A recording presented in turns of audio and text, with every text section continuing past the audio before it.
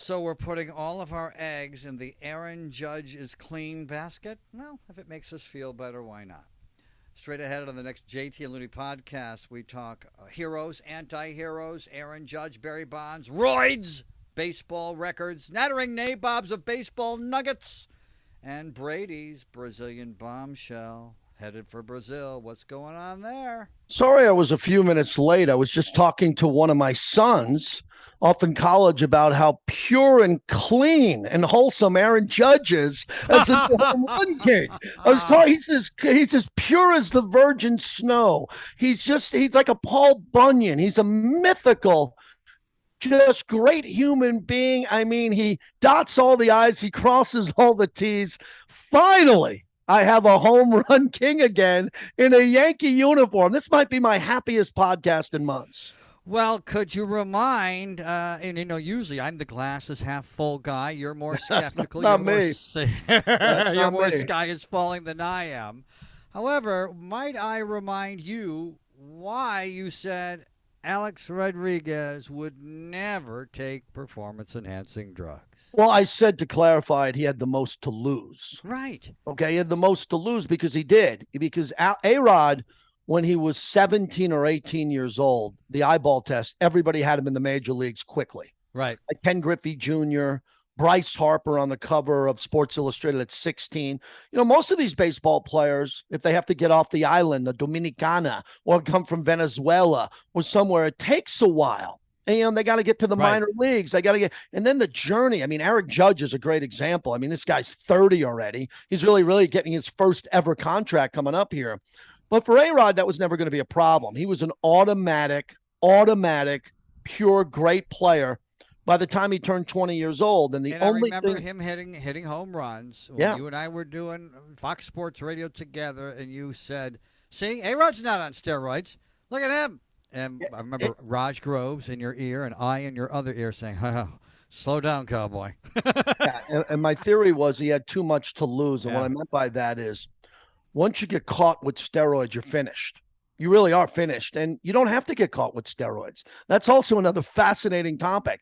If you're not connected with a Dr. Gallela, if you're not connected to a dirty clubhouse like Eric Gagne's clubhouse with the Dodgers, right, or, some type of clubhouse where there's FedEx boxes coming in and people coming in that aren't associated with the team, and they're doing deals. If you can stay away from that and take your steroids and shoot yourself up on the road in hotel rooms and no one sees it, like your mistress, your girlfriend, or your wife, you can kind of hide it as long as you didn't fail a test. And for a long time, they didn't test anyone. Right, so you had to be pretty stupid to get, or pretty reckless is the word, to be caught up in steroids. Remember, David Ortiz just got into the Hall of Fame. The Mitchell report, this mystery Mitchell report, had him mentioned in it. Mm-hmm. But Big Papi always smiled. He was nice to the press. He was nice to kids. And no one ever dug into it the way they dug into Sosa, McGuire, and Bonds. And interestingly, Sosa was always very media friendly, great to the public, great to the kids. People have been rather unfair with him. There's nobody, he deserves to get in the Hall of Fame as much as anybody else. But the corked bat probably hurts him as much as steroids, right? Good point. Yeah, it really does, because that we can see and that we can touch. The corked bats. And let's also go back into the hot tub time machine. Somebody else, you demanded. Not only did you defend this guy, you also waved the American flag as you defended Lance Armstrong back in the day. Well, he couldn't have been on performance-enhancing drugs. He was skinny. And he was also fighting testicular cancer. Mm-hmm. So he was a guy that went all the way to his death. There was one point he was in a hospital room, just literally on death's door. And that's one of the reasons why I believe if you do put something into your body when you're sick and ill and dying to try to save your life. Get a pass. In a lot of ways he did. I think what really hurts him is the way he treated other people who accused him of doing what he was doing. And the way he really besmirched the people who told the truth. And so we just have to be careful now, because as we also found out, all of us amateurs found out over the years, is there was an evolution of performance-enhancing drugs, detectability, etc. So there's a lot we don't know. So I think, I know you got it. The show is today, and you have to go on the air today with the presumption that A-Rod is clean, but, people don't like to be fooled. People don't, you know how long it takes for people to admit that they've been fooled? And people don't like to admit it, even to magicians. People try to tell magicians that shit really happened. But when they are fooled and they're convinced of it, they get really upset. Let's hope we never get upset about Aaron Judge. I really love the steroid topic for a couple of reasons. Number one, we were on the radio the entire steroid career. Yeah. Our careers were on the entire steroid era. Okay, so I've been doing this 26 years on the air. That was before, during the steroid era. And look, guys took steroids before that too. But I'm talking when they really took it. I'm talking the home run chase of 98 with McGwire and Sosa, Bonds in 2001 when I actually lived in San Francisco. I read the book Game of Shadows twice. I always tell you that because my library is full of books I've never looked at or read. Game of Shadows twice. We've interviewed Mark Fainer-Iwata. We interviewed TJ Quinn. I've interviewed countless people on this topic. And there's a new batch of sports talk radio hosts, men and females, who are in their 20s, and they didn't see any of this. And they never talked about this. And what's happening now is they're talking about this and clogging up the airwaves because they don't know what they're talking about because they didn't live it. We did. And when it goes back to me is with greed. It's always about motivation. Why does someone cheat on their spouse? Why does someone cheat on their taxes? Why does someone cheat the SEC in the stock market? What is the motive? And the motive for me with performance-enhancing drugs were always simple. It was either to win at the highest level or get out of the lowest level, right? So you can't get out of Venezuela. You can't get out of the Dominicana. So you have to take it to get off the island and make it. Then there's the guy who's on the bus and he's going through Greensville or he's going through a tiny Macon, Georgia. And he's sitting in the back of the bus for 3 years in the minor leagues. And someone says, you're never going to the major leagues unless you try this. And 2 years later, he's up playing second base in St. Louis or Seattle, and he's making millions. I get that. I grew up in Elmira, New York. We had the Elmira Pioneers, who were a farm team for the Baltimore Orioles. And believe me, if you could take steroids to get out of Elmira, you would. And I don't know that any of the guys back then did. Some great guys, Earl Weaver and Jim Palmer. And who's your guy there, the old coach that got thrown on the ground during the melee with the Red Sox and the Don Zimmer. Don Zimmer got married at home plate at Elmira? In Elmira, yes. So we had a lot of legends come through, but it was the pre-steroid era. But if they could have taken them to get out of Elmira, they would have. The name of this podcast should be Life and Times of Elmira, New York. At least we'd have everybody in Elmira downloading this. So let me get back to the greed. And let's get back to, okay, go ahead. Here's the issue I have with the greed. So what happened is we know this to be true because a couple of people were there to watch it, and Mark McGwire admitted to it. So I think McGwire, if we start with him, because he had multiple seasons over 60 home runs when he was cheating, and he was lying about it. And I think initially he took performance-enhancing drugs. He had 59 as a rookie with the A's, couldn't get to that number again, and his body was breaking down. Big guys have big problems. Bill Walton with his feet. Yep. Mark McGwire was breaking down. So initially I think he took it to get healthy and to be available more. But then he shattered the record, and they put the Roger Maris family.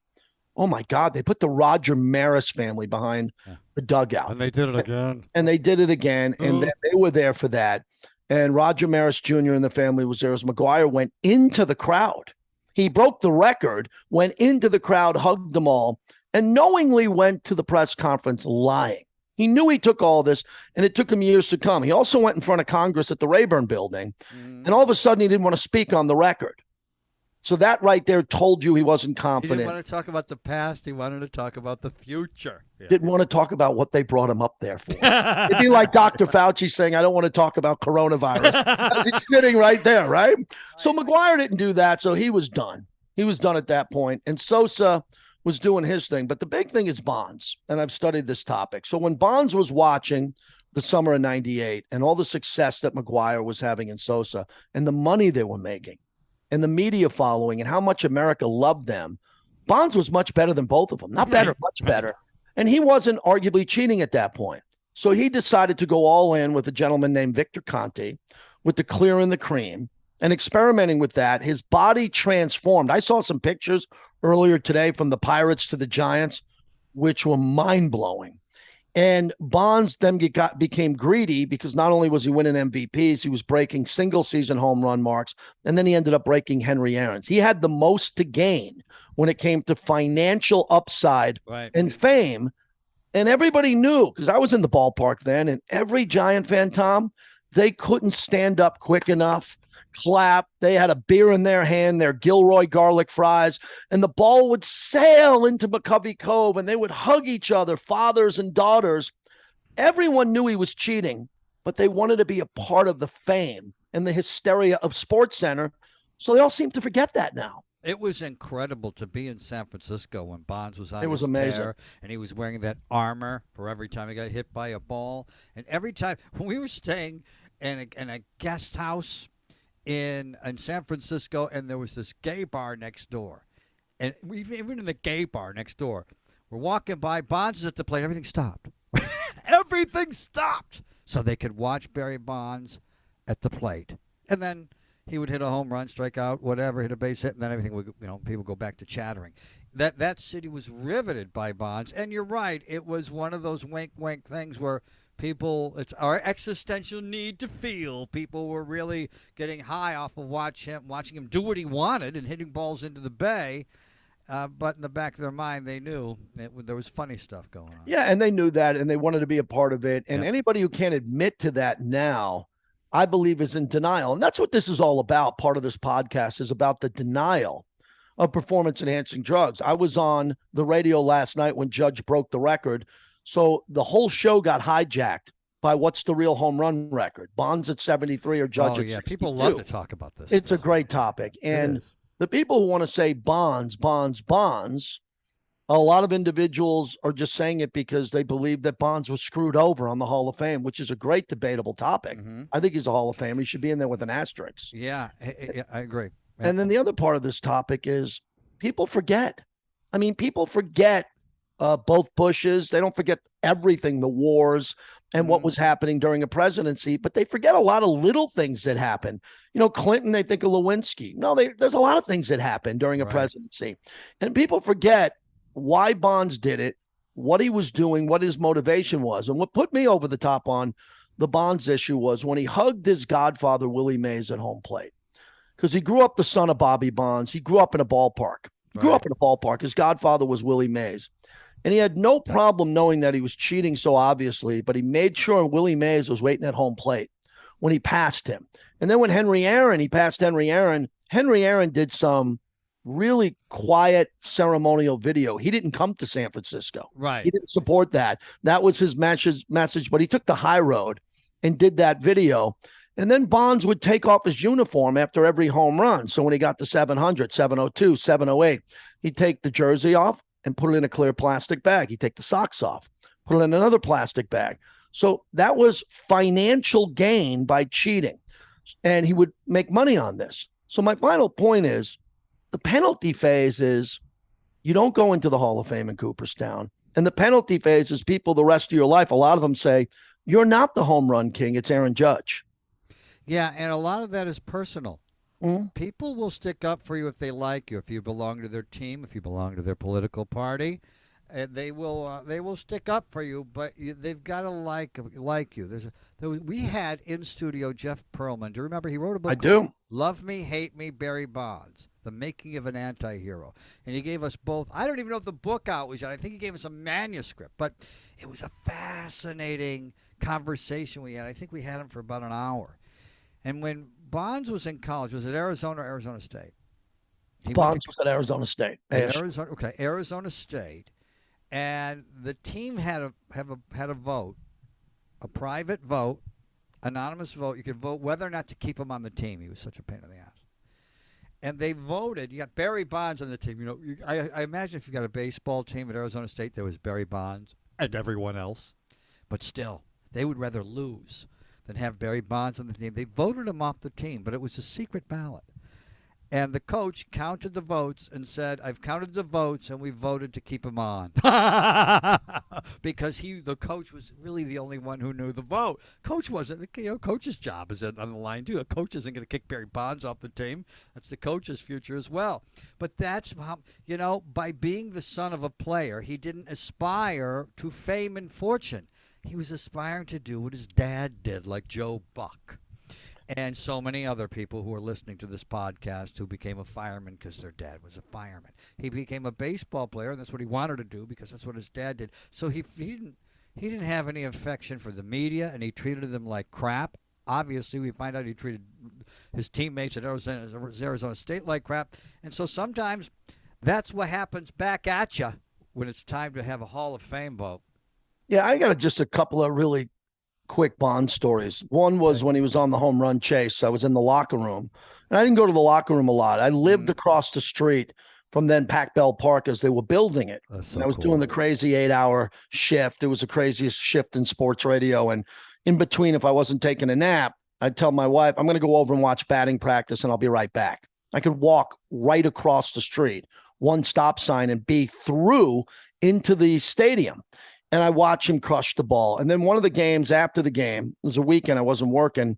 I went into the locker room with my credential, and Bonds came out of the shower with the towel on. And there was about, I'd say 18 to 22, 23 reporters there. And he went right to his locker room, and you could hear a pin drop. You couldn't hear the other players at the locker. And Bonds turned around to all of us and said, "What are you doing here? What do you want?" And I was like, whoa. And it felt like Tyson on Bite Night when he was staring at all of us in the first 5 rows. It was really intimidating to see Bonds do that. And everybody was just covering the story, but you could say roid rage. That would just be an opinion. You could say he was going through something difficult after the game. I don't remember what he did in the game, but he wasn't very nice to people. And then I did a charity event. I like this story. And then I did a charity event, and Bonds showed up at the charity event. And he came into the VIP room and shook everyone's hand, including kids, signed. It was the nicest guy you could ever meet. And people liked him there. And there was just a couple of instances where I saw the anger side of Bonds. And on another side, at a private event in a sports bar, more of a nightclub in downtown San Francisco, he couldn't have been more of a gentleman. I know his agent really well, who lives in Vegas. And I'm trying to come to get some closure on this Bonds story. And you can't when Judge hits 62. And I just think the only way this could happen is 2 ways for Bonds. He comes clean completely and says, yeah, at that time I was jealous of McGwire, and he's not going to. Or he says, yeah, I dabbled in it or whatever. Or he just starts to tell people that he wants to come back into baseball. He doesn't care about the Hall of Fame. He'd like to come back again and be involved. He's involved a little bit with the Giants organization, but he's a pariah. You never hear from him. You never see him. You don't see him anymore in Vegas. You don't see him anymore on television. He should have been calling into MLB Network Television last night on the phone, congratulating Aaron Judge to Harold Reynolds and all the people that were there. Why wouldn't he do it? Because there's a problem. He knows he's stained. He not only knows he's stained, but there's a problem, I think, with his personality. Everyone's made up of likeness and dark. Everybody is. And so Bonds obviously has a issue playing well with others, whether it was the media or teammates, whether at Arizona State or at the Pirates or the Giants. And you have to feel some empathy for somebody. You were a frat president. You and I both have friends since kindergarten. So we can't relate to that part of his personality. We want to collect friends, not discard them or piss them off or write them off or cancel them or block them. We can't relate to what he goes through. And I have great empathy because that's got to be a miserable existence. And when it comes to Aaron Judge, we're assuming he's clean. You're assuming he's clean. I want to be careful. Yeah, but here's why. Because now the steroid era has kind of come to a close because of all the transgressions of the players who got caught and their careers and lives are over. Mm-hmm. So I really think that's the deterrent now. And I'm sure one of my favorite steroid characters, the Milkman cometh. Milky Cabrera. Oh, Milky had everything to gain, right? Milky needed to do it. He did it. He got like 53 million here, 30 million there. And you're going, wow, Milky Cabrera could have just been a basic player in and out of baseball. He played a long time, and he cheated. He made all that money. Oh, dirty secret, didn't have to give it back. Doesn't have to give back the money. Was able to keep that. I'm sure he has some left in retirement because of that. But I think I have the answer after talking about this for a quarter century. The only thing that could fix all of this now and take it out of the past to present day is the asterisks. And when you have welders and you put plaques and you make statues, all those guys know how to make an asterisk. Yeah. They can do it. They can weld it. And all you got to do in Cooperstown is put the asterisk on Pete Rose's plaque where it says Pete has 4256. And Pete Rose bet on baseball. He was banned from baseball. Now he's in the Hall. There's the asterisk. And it's a big one too, Tom. It's in the corner of the plaque. You can't miss it. And the same with Bonds, McGuire, and Sosa. And A-Rod. You have to come to grips that we can live with the asterisks instead of these Bonds lovers who have no way to defend them, but are still defending him because they're caught in a maze and they don't know how to get out of it. And what is unfortunate for him, again, is he doesn't have that many defenders because he didn't build up the goodwill. Mark McGuire, well, Sammy Sosa built up some goodwill. Mark McGuire built up goodwill over the years, and a lot of players did. Barry Bonds was never interested in that. He wasn't in it for that. And he doesn't seem to be in life for that, at least from our cursory look at his personality. We don't know him personally. But I do think that, why do you think that the Hall of Fame and baseball is so, they're stuck in mud? Why are they stuck in mud on Right this question. issue? Why can't they figure it out and move forward and get themselves some positive publicity? Because it's America's pastime. The records there mean more. I couldn't ask anyone on this podcast without Google to tell me what did Emmitt Smith end his career with the all-time rushing yard leader. Yes, and I keep meaning to memorize that. Same thing with Drew Brees. He has the all-time yardage record. What's that number? No one has an idea. They'll say somewhere in the 70,000s. Who has the most catches in tight end history? We don't know. But we know 42. Jay Reamersma. We know 4256 for Pete Rose. We know 73. You love that. We know 73 for Bonds. And we know certain unbelievable seasons in baseball history because it matters. Baseball was played during the horse and buggy, the steam engine, the industrial revolution post. That's why Wrigley Field's in the middle of the city and doesn't have a parking lot because there were no cars when it was built. Right. World War I and II, Vietnam. Everybody is tied to baseball, and baseball's scared of their own reflection now. They're doing everything to try to get kids. Right. They're trying to get kids involved. And I think the only way to get kids involved in baseball is eventually you got to tell them about the scars and the warts, and they have to understand it. Imagine this. My kids are a little bit older. They're 21 and 19. So if I sit down with them and talk to them about Bonds over Judge, and they're Yankee fans and they're Judge fans, they could have this conversation. But imagine being 8 years old, 9 years old last night. Judge hit 62, and then people start debating it, and mom and dad sit down, and one of the two don't know what the debate should be about. Talking about it, and then the other parent is sitting there going, well, don't worry about that because we love Barry. We live in Marin, California. We live in Burlingame. We love Barry. Don't listen to anybody else. So you got to give accurate information. And to me, it's always about what was the reason behind it? What was it? Greed? Was it fame? Was it monetary gain? And I just nailed it all for Bonds, Sosa, and McGuire. It was greed. It was fame. And most important, it was money. It was the difference between 40 million more on a contract. 40 million more 20 years ago, 15 years ago is like 100 million more now. And you'd be surprised what athletes would do for that extra cash. Another fascinating conversation when it comes to this entire issue is who cheated the game more? Would it be Barry Bonds doing what he did or Mickey Mantle wasting all his time in a bar? Because everything that Barry did was about really bringing eyeballs to the game, bringing fame to himself, but fame to the game. It was a sober adventure for Barry. He wasn't in bars at 4 o'clock in the morning like smoking cigarettes and drinking beer. They didn't know what cigarettes did to you back then, but they knew what drinking did to you back then. Staying out till 3, 4, 5 in the morning and taking amphetamines in order to wake up and play games. Joe DiMaggio, too. But Joe DiMaggio twisting his ankle, coming out of a house of prostitution. But back then, The sports writers per diem was paid by the newspapers they worked for, so they couldn't write anything bad Oh, about they the didn't. players. So they would say that he sprained it, sliding into second base last night. He'll be out for a couple of games. Yeah, when Babe Ruth ran naked through a train car, no one said that. It wasn't a headline the next day. But let's stay on that issue. Let's cover off on Mickey Mantle first. Mickey Mantle being in bars and being an alcoholic and being a heavy drinker at that time, you nailed it. Absolutely. Ted Williams was in Boston. Ted Williams wasn't doing that at that level.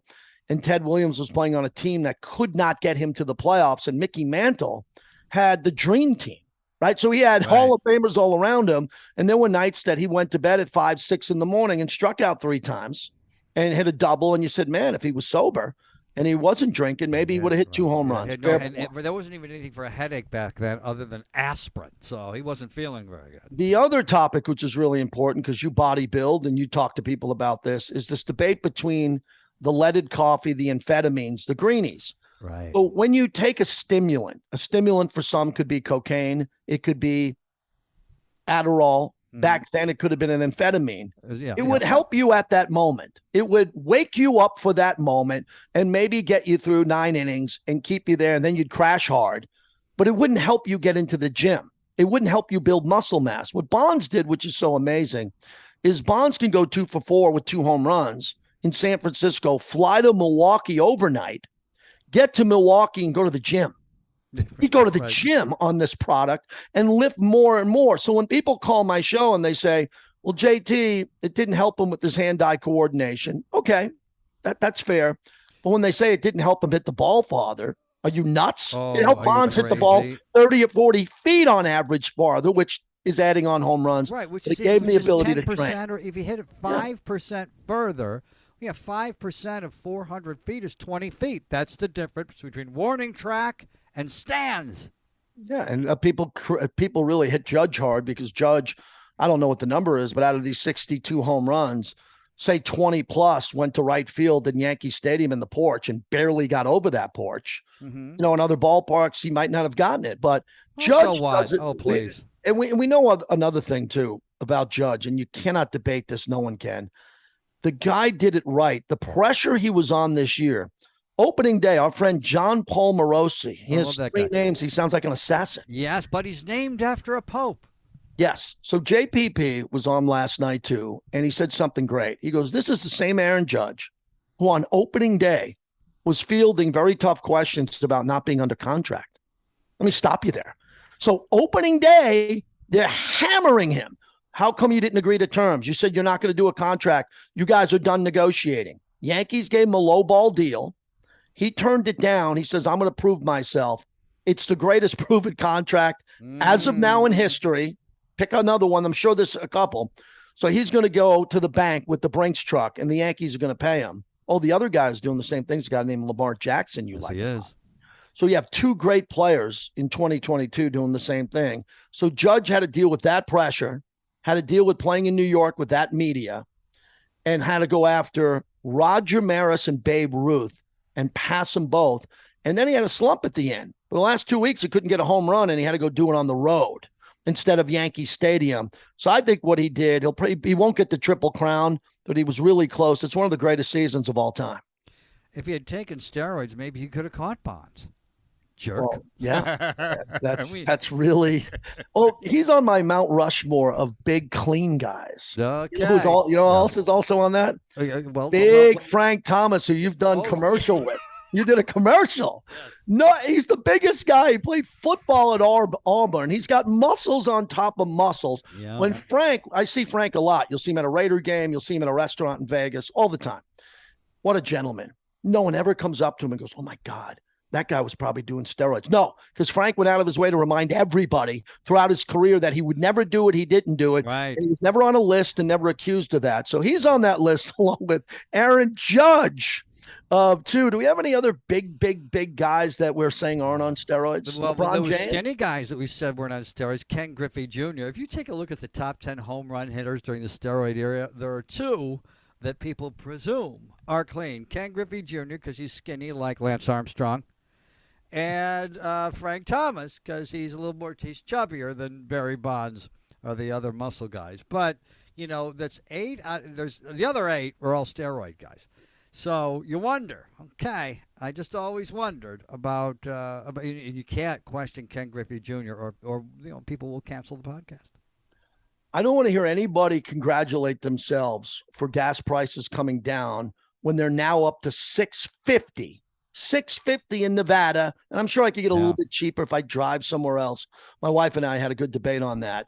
And she said, how much is our time worth? And I said, oh, really? What is it? Where's this going? She made a good point. I said, well, we should go drive to Costco and save a little bit of money. And she goes, well, do you want to wait in line for an hour? She said to me, I know what you make an hour on the radio and what you make for the podcast. You want to sit in that line. And I started to say, yeah, for the first time in my life, my dad always cared about that. My dad, who I hope is listening, cared about value. My dad cared about it. He was an accountant. Middle class. We never had to worry about money. I'm sure my dad did because he worked his butt off. But my dad knows what the price of gas is in New Paltz, Long Island, Naples, Florida, anywhere. And he cares about that. For me, I don't want to drive across town, wait in a line for 20 minutes, come back and lose an hour for some pennies or some cents. But the point is, I don't want to get political. Just stop congratulating. It's not political. Stop congratulating yourself when gas prices go down, when they shot up to $6. You're not having a press conference saying, oh my God, it's $6. Don't have a press secretary or anybody say, well, prices are coming down, like that's a good thing. No, it's the good and the bad. Well, first of all, it should be out of politics. It's nobody's fault, no matter who the president is. Whose fault it is the oil companies for ripping you off. Why is it $6.50 in the most populous state in the union, in California, and $2.50 in Louisiana? And why is it $1.50 in Mexico? Why is that? It's because they know they can rip us. It's always a test to see how much we'll pay before, I guess, we stop driving.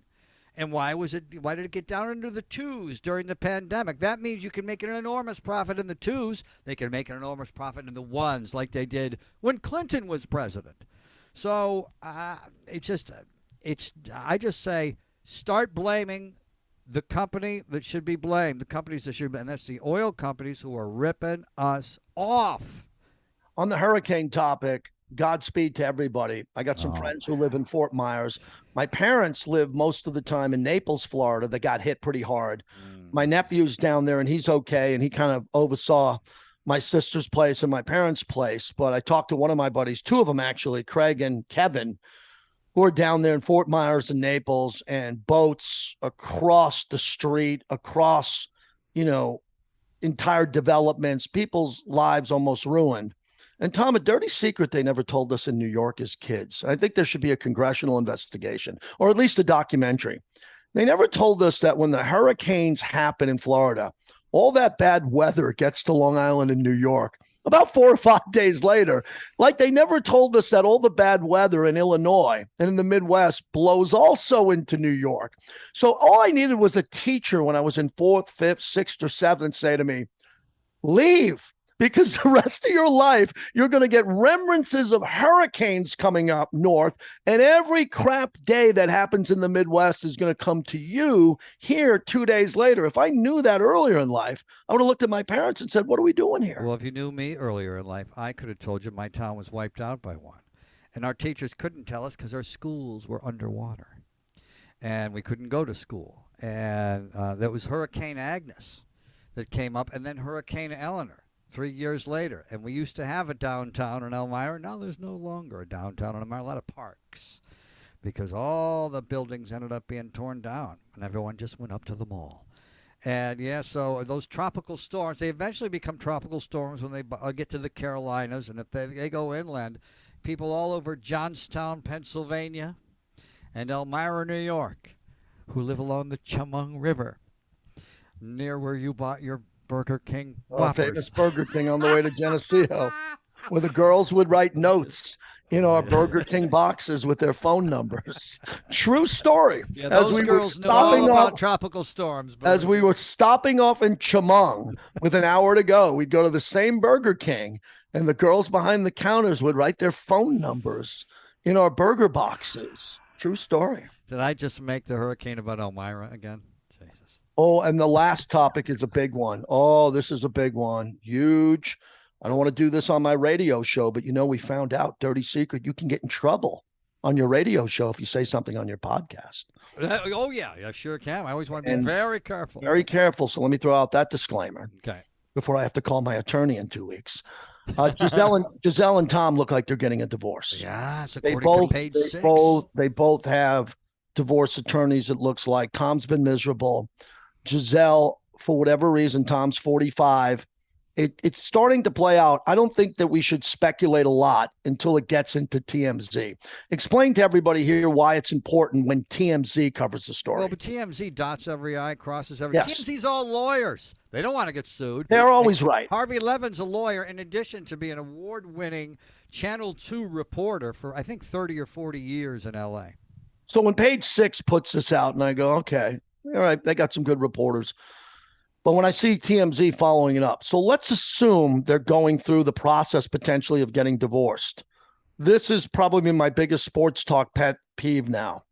Divorced radio guy who has to go visit his kids on the weekends. And a lot of people have to do that in real life. But when divorced sports talk radio guy who has a kid in a different state or has to go see his kid every other weekend starts preaching about Giselle and Tom and their marriage problem. That's happening now. Yeah. I'm hearing it up and down the AM radio dial with a few FMs mixed in, also on satellite radio. Get ready for the preaching of the masses of why this marriage didn't work out. And we have no idea why the marriage isn't working out. How many times have we had to preach about things in sports talk radio, about guys out drinking late, like I just did about Mickey Mantle? When, I was coming home at 4 and 5 o'clock in the morning until I was about 35. So sports talk radio forces us sometimes to give an opinion on something. When we turn off the mic, we have to look in the mirror and go, uh-oh, hypocrite alert. One of the toughest things I've always said on the radio is it would be very difficult. Divorce is not good. It should be the last-ditch effort. You should try to save your marriage. Number one threat to family values in the world. Yeah, you've always said that. So when people get divorced, I would assume, and I've had many friends who are divorced, that the toughest thing is when your former partner hooks up with someone else. Mm-hmm. But then I have some friends who have been divorced and they can't wait for their ex to hook up with someone else so they don't have to write all the checks. Right. They're like, oh my God, she's miserable. She's a nightmare. Who would be dumb enough to be with her after we just got divorced? And there's always a guy who comes along that will marry the gal in the divorce or the guy in the divorce. There's always someone fresh who will come in for that misery. But the only way that Tom could win this in the court of PR is he's got to go right down back to Brazil. And he's got to find himself a 21 to 24-year-old Brazilian swimsuit model. Oh, right. And then all of a sudden, boom, she's there on the field after the game. And he doesn't have to worry about anybody giving him shit because he looks at Giselle, because when Giselle shows up with her next boyfriend, it might be a model. And Tom went from being a regular-looking guy, kind of chubby, to a model-looking guy now. Right. And Giselle's in the fashion world, and billionaires always love to marry supermodels. So she could end up marrying an Elon Musk-type guy pretty quickly here. But there's a big topic in sports radio, and we just touched on it, but it's going to be a firestorm in the coming weeks.